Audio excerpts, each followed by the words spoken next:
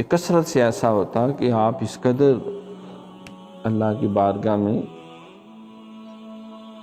عاجزی اور انکساری فرماتے، روتے، اپنی امت کی بخشش کی دعائیں کرتے اور ہر قدم پہ اللہ سے خیر طلب کرتے کہ رو رو کے آپ کا مسلح مبارک آنسوؤں سے بھیگ جاتا، اور بی بی عائشہ صدیقہ رضی اللہ عنہا فرماتی ہیں کہ وہ میں اس کو نچوڑ کے پانی آنسوؤں کا باہر نکالتی۔ عطار ہو، رازی ہو، رومی ہو کہ غزالی ہو، کچھ ہاتھ نہیں آتا بیاہ سحرگاہی۔ یہی طریقہ سیدۃ النساء العالمین سیدہ فاطمہ زہرا سلام اللہ علیہا و رضی اللہ تعالیٰ عنہا ان کا تھا کہ آپ کا فقر، آپ کا تبتل، اس لیے آپ کا لقب ہے بطول، جس نے اپنی ساری توجہات کا مرکز اور قبلہ اللہ رب العالمین کی ذات اور رضا کو بنایا۔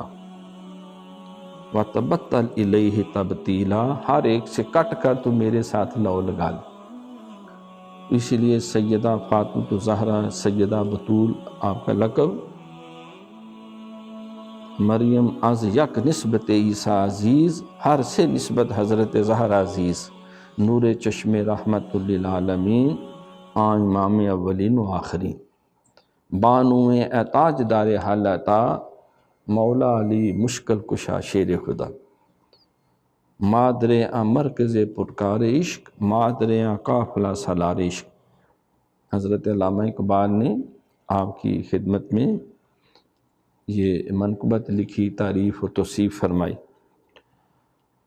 تو آپ اللہ کی بارگاہ میں سر سجدے میں رکھتی تو اتنا طویل سجدہ ہو جاتا کہ فجر کی اذانیں شروع ہو جاتی۔ عرض کرتی مولا تیری راتیں کتنی چھوٹی ہیں کہ میرا ایک سجدہ پورا نہیں ہوا رات ختم ہو۔ تو یہ وہ فیض تھا، یہ وہ کرم تھا جو نبی علیہ السلام کی تربیت اور صحبت اور دعاؤں اور اللہ کی خاص کرم نوازی کے سبب سے تھا۔ فاطمہ تو مدغۃ منی، سرکار نے فرمایا فاطمہ میرے جگر کا ٹکڑا ہے۔